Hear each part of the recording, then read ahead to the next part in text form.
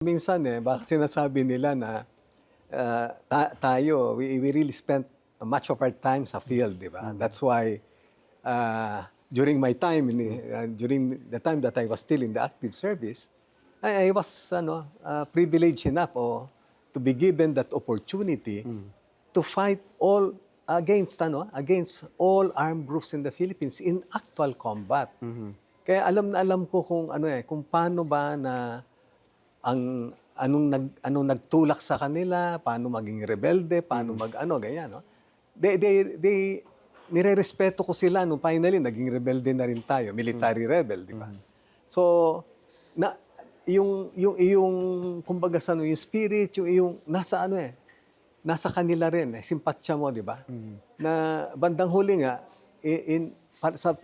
palagi ka na napapa-enkwentro, and then pupuntahan ka every time na uuwi ka, na dala mo yung bangkay ng kanakalaban mo, darating yung mga kamag-anak, sabihin sa'yo, "Sir, ano ba naman kasalanan ng anak ko, kapatid ko," mga ganun, ha?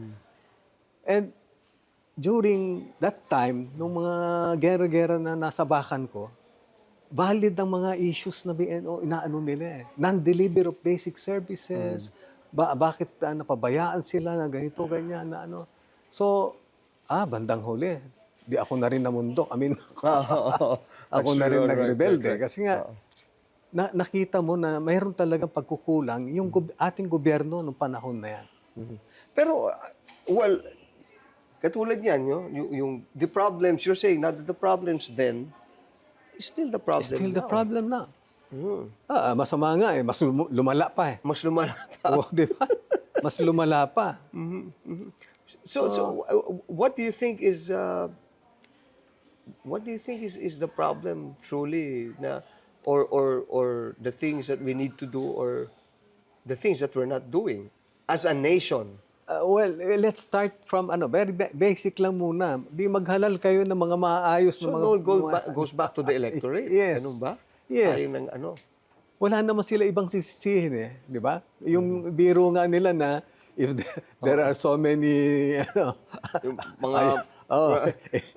in Congress, sabi niya, the people who voted for them are well represented. Well, kaya nga, these are representations of who you are, di ba? Yes, yes. In the same manner that the Senate is also the same. This is representation of who we are at large. Yes.